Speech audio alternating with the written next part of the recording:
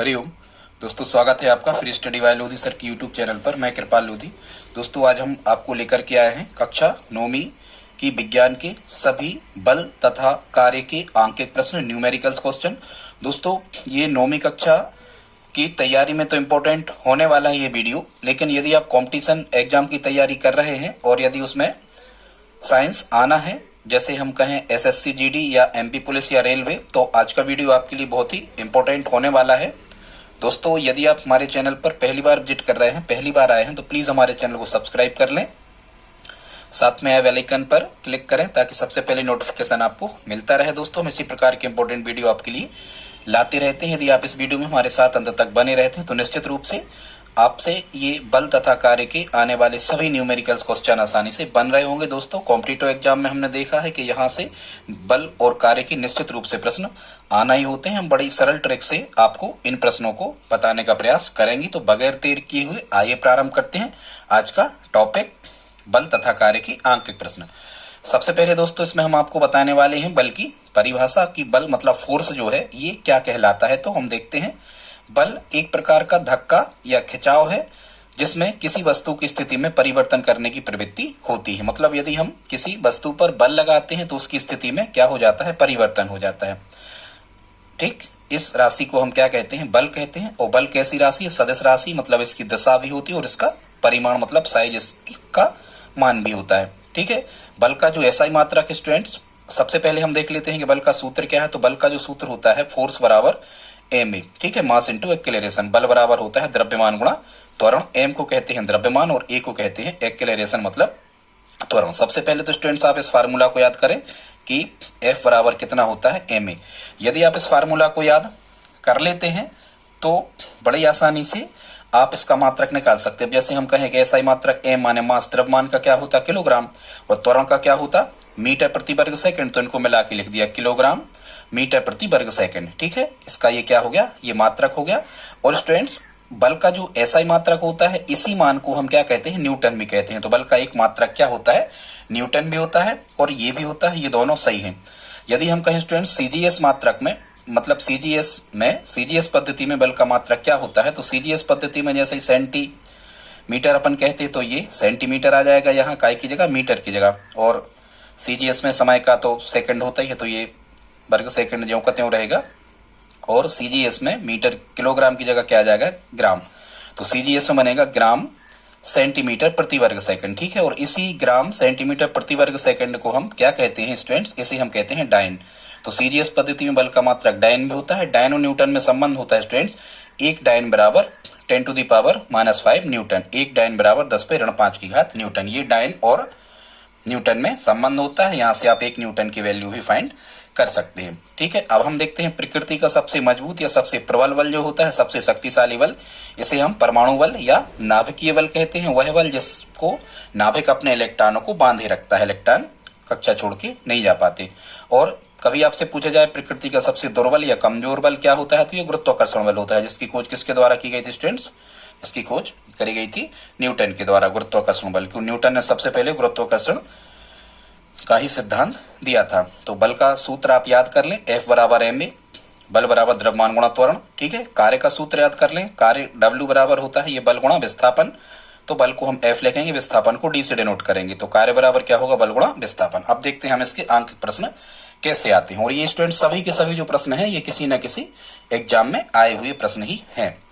First question में क्या कह रहे हैं, जब 200 किलोग्राम, इसमें स्टूडेंट फर्स्ट क्वेश्चन में क्या कह रहे हैं, जब 200 किलोग्राम द्रव्यमान की वस्तु 10 मीटर प्रति वर्ग सेकंड का त्वरण उत्पन्न करती है तो बल का मान क्या होगा। तो सबसे पहले हम स्टूडेंट्स इसमें क्या लिख लेते हैं, जो हमें दिया होता है। तो हमें इसमें दिया क्या है, 200 किलोग्राम, तो ये क्या हो गया, मास, मतलब दिया है एम बराबर कितना दिया हमें, 200 किलोग्राम, तो हम केजी लिख लेते हैं। ठीक है, और त्वरण उत्पन्न करती है, त्वरण को कैसे दर्शाते थे हम, ए से एक्सेलरेशन कहते हैं त्वरण को इंग्लिश में, तो ए से डिनोट करते हैं।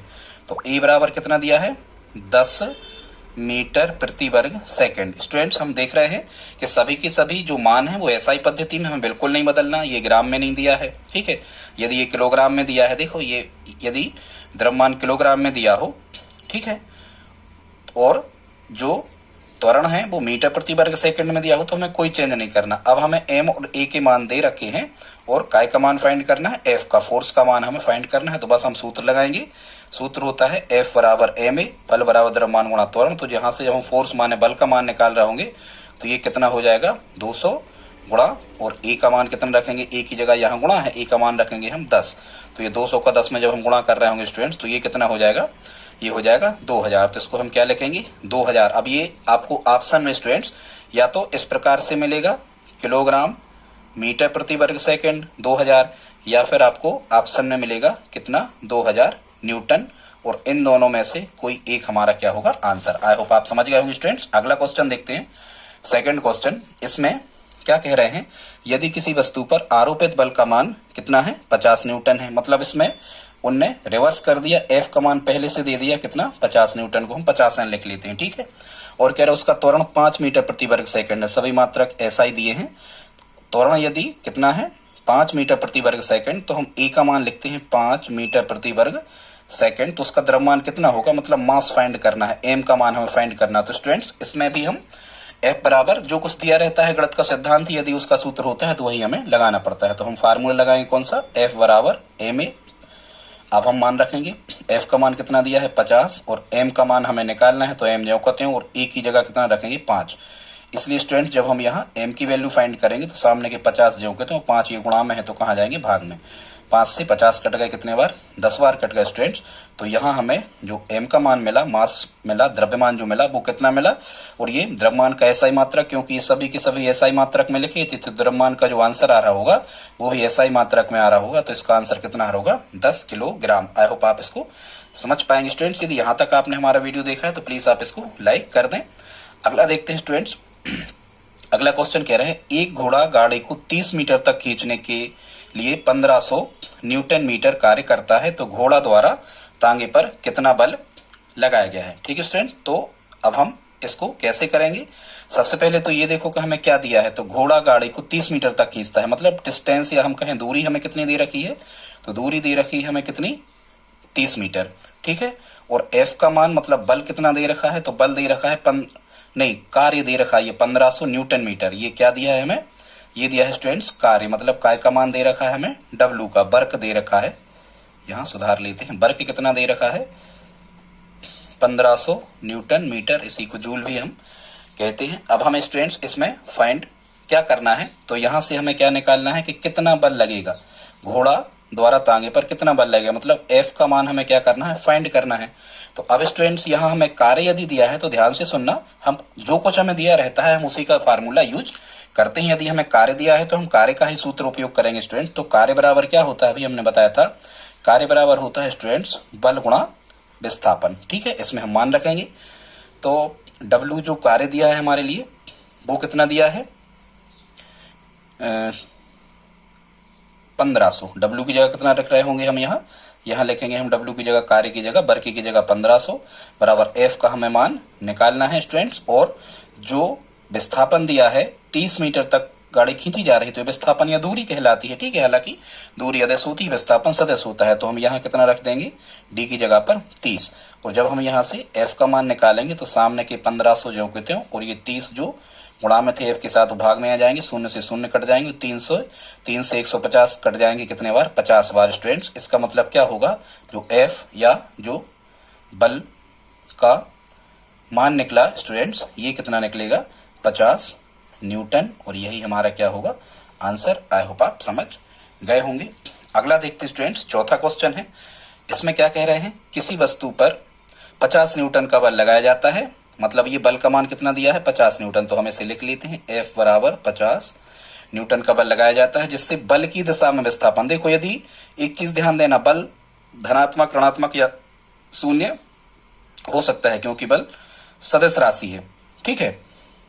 सॉरी, बल नहीं हो सकता, कार्य हो सकता है, शून्य हो सकता है, धनात्मक भी हो सकता है, ऋणात्मक भी हो सकता है, लेकिन वो बल की दिशा पर निर्भर करता है, ठीक है। तो किसी वस्तु पर जो बल है, किसी वस्तु पर 50 न्यूटन का बल लगाया जाता है, जिससे बल की दिशा में ही विस्थापन होता है 10 मीटर, तो एफ बराबर 50 न्यूटन, और विस्थापन को हमने डी से दर्शाया था या एस से दर्शा सकते हो, ये कितना होता है 10 मीटर।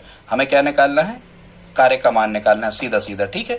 W वर्ग कितना होगा, तो बस हम कार्य का सूत्र लगा देंगे स्टूडेंट। कार्य बराबर क्या होता था, कार्य बराबर होता है बल गुणा विस्थापन। आप रट लें, इसको याद कर लें, कार्य बराबर बल गुणा विस्थापन। विस्थापन को D से दर्शाते हैं। बस अब हमें क्या करना है, केवल मान रखना है। तो ये W बराबर आ जाएगा, बल का मान कितना था 50 और D विस्थापन कितना था 10। तो 50 का जब हम 10 में गुणा कर रहे होंगे तो W का मान कितना आ जाएगा स्टूडेंट्स, यहाँ से 50 नाम 500। और कार्य का जो मात्रक होता है या तो आप न्यूटन मीटर रखें या फिर इसको आप क्या लिख सकते हैं स्टूडेंट्स, इसको आप लिख सकते हो 500 जूल, ठीक है। कार्य का ऐसा ही मात्रक और क्या होता है, जूल। तो ये हमारा क्या होगा स्टूडेंट्स, ये हमारा आंसर हो जाएगा 500 जूल। आई होप आप समझ गए होंगे। तो ये कितने क्वेश्चन हो गए स्टूडेंट्स, 4 क्वेश्चन हो गए। तो यहाँ तक आपने वीडियो देखा है तो प्लीज आप इसको लाइक तो कर ही दें। इसी प्रकार के इंपॉर्टेंट वीडियो हम आपके लिए लाते रहते हैं। अगला देखते हैं स्टूडेंट्स कौन सा क्वेश्चन है, 5वां प्रश्न है। इसमें 5वां प्रश्न में क्या कह रहे हैं, आज हम आपको केवल 8 प्रश्न करवाने वाले स्टूडेंट, ज्यादा से ज्यादा 10 मिनट और हमारे साथ रहें। तो इसमें कह रहे हैं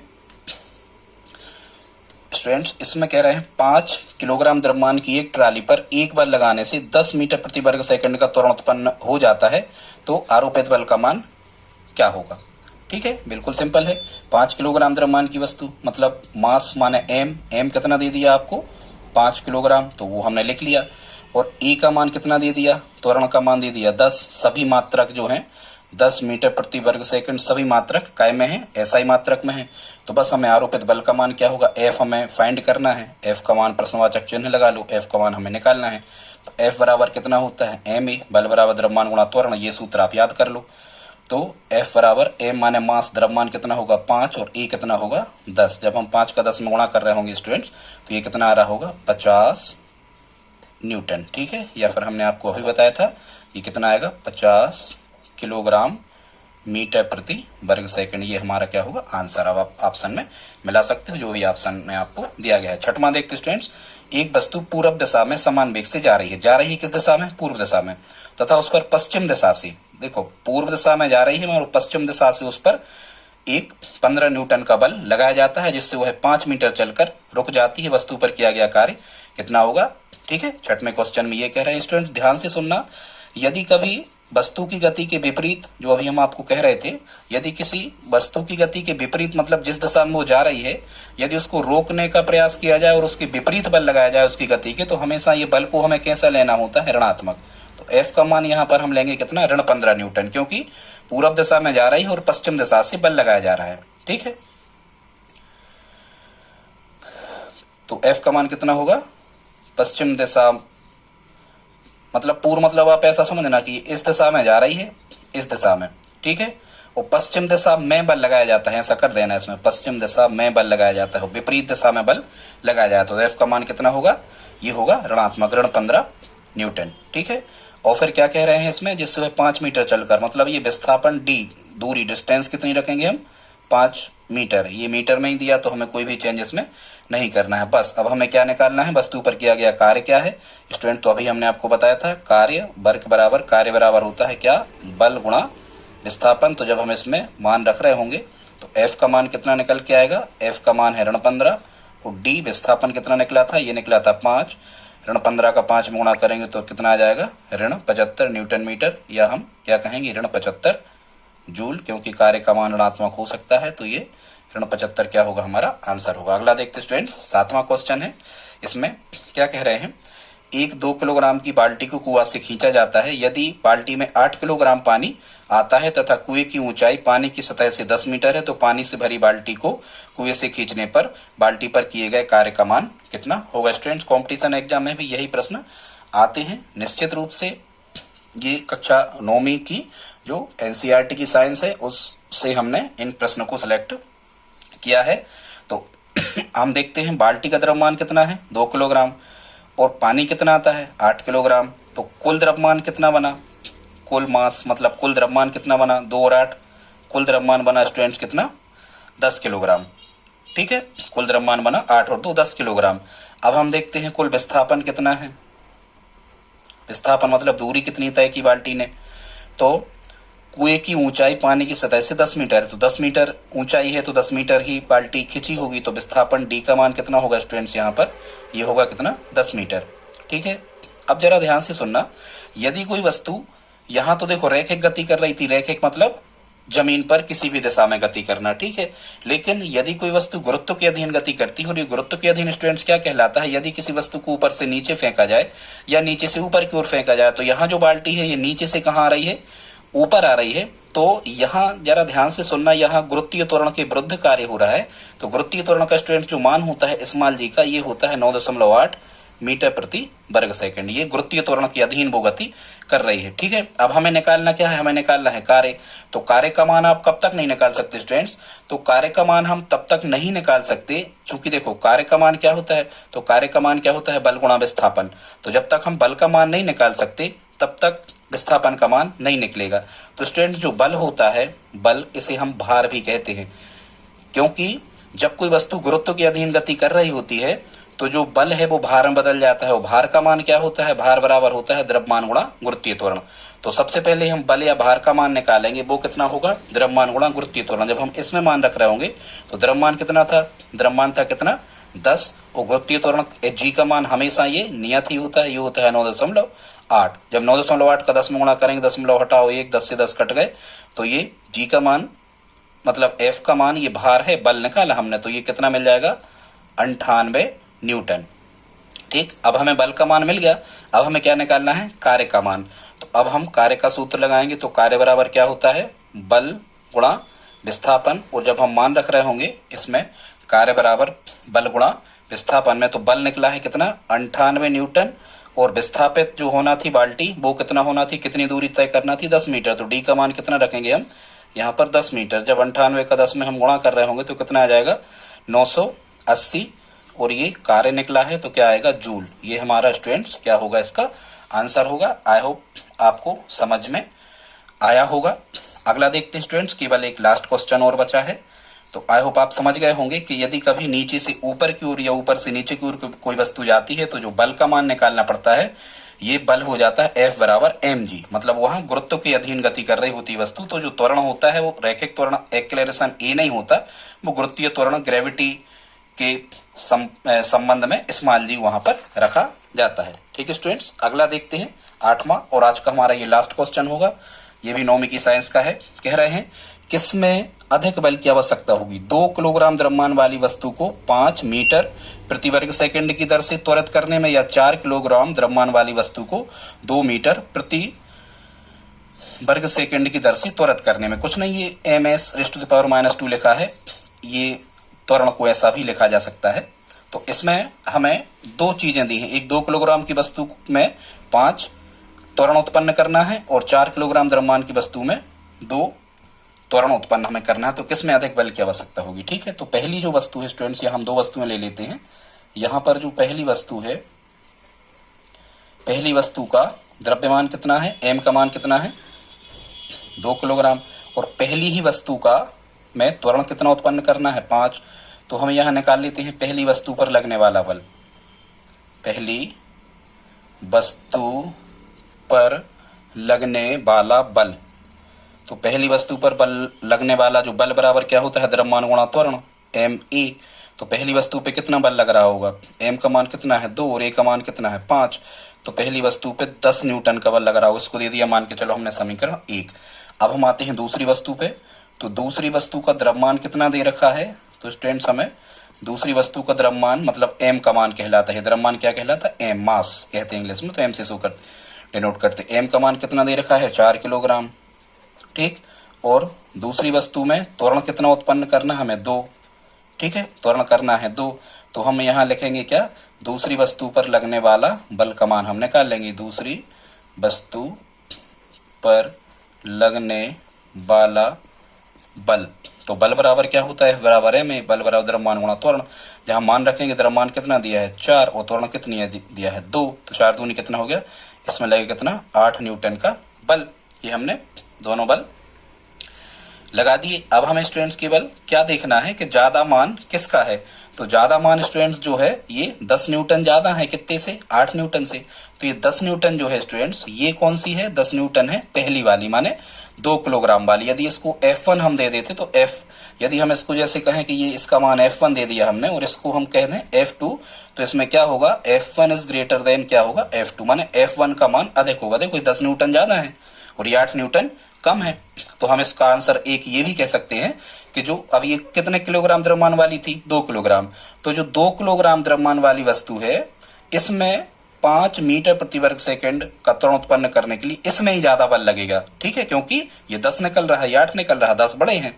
तो ये हम क्या ऑप्शन में आपको क्या लिखा होगा, 2 किलोग्राम द्रव्यमान वाली वस्तु पर अधिक बल लगेगा, ये सही है। या फिर लिखा होगा क्या कि 4 किलोग्राम द्रव्यमान वाली वस्तु पर कम बल लगेगा, ये हमारा आंसर होगा। तो स्टूडेंट्स, यदि आज का वीडियो आपको पसंद आया हो तो प्लीज आप लाइक दो कर ही दें, और यदि आप हमारी हेल्प करना चाहें तो प्लीज इस वीडियो को अपने दोस्तों के साथ स्टडी ग्रुप में शेयर जरूर करें। हमने ये एमपी पुलिस 2016-17 के भी प्रश्न इसमें शामिल किए थे। तो ठीक है दोस्तों, मिलते हैं अगली वीडियो में, तब तक के लिए जय हिंद, जय भारत।